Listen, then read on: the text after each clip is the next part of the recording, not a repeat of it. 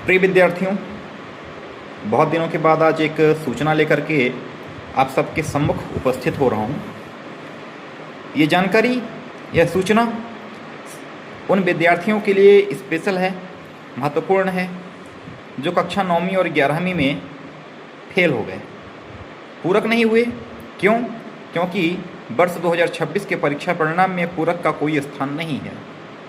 यदि कोई भी बालक या बालिका एक विषय में भी फेल है तो उसे पूरक का दर्जा प्राप्त नहीं हुआ है, उसे डायरेक्ट फेल घोषित किया गया है।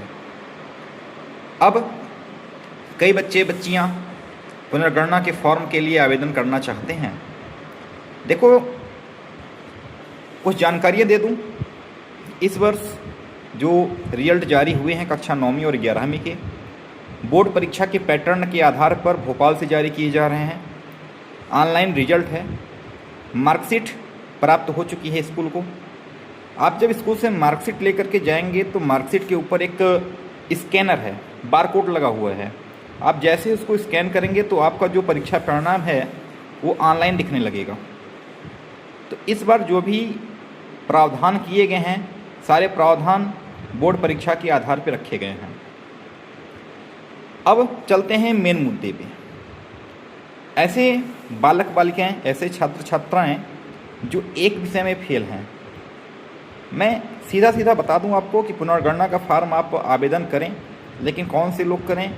जिनका एक आध विषय में नंबर कम हो, 2-4 नंबर से यदि आप फेल हो रहे हैं तो आप आवेदन कर सकते हैं। ऐसे लोग आवेदन कर सकते हैं जिनको लगता है कि वास्तव में उनका जो परीक्षा परिणाम है, जो नंबर आपको प्राप्त हुए हैं कापियों में, उससे ज़्यादा होने चाहिए, आपको नंबर कहीं ना कहीं कम मिले हैं। अगर आपको डाउट हो रहा है तो आप पुनर्गणना का आवेदन कर सकते हैं। प्रोसेस क्या है?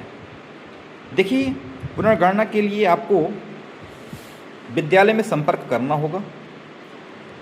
उसका समय है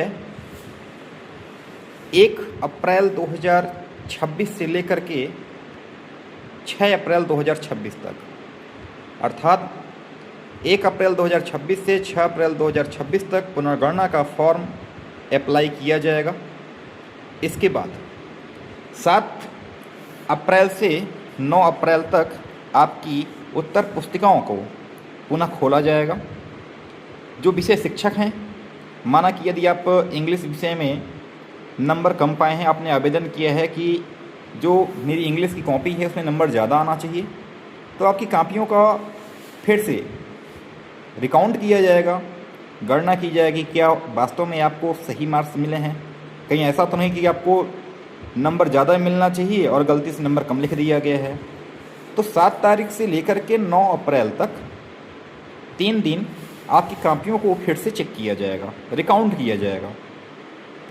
अगर कॉपियों में कुछ नंबर आगे पीछे होते हैं, अगर नंबर आपका बढ़ रहा है तो कॉपी चेक करने के बाद आपके मार्क्स को अगर बढ़ रहा है तो, नहीं बढ़ रहा है तो नो चेंजेस करके कॉपियाँ आपको आपकी फिर से जमा कर दी जाएंगी।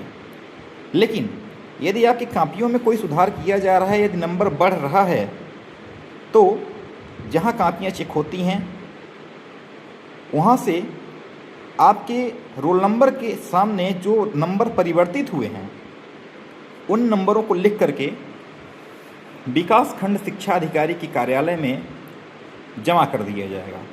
अब वहाँ से क्या होगा? वहाँ से जो आपका ऑनलाइन नंबर प्रविष्ट किया गया है, आपके रोल नंबर को फिर से अनलॉक किया जाएगा। क्यों?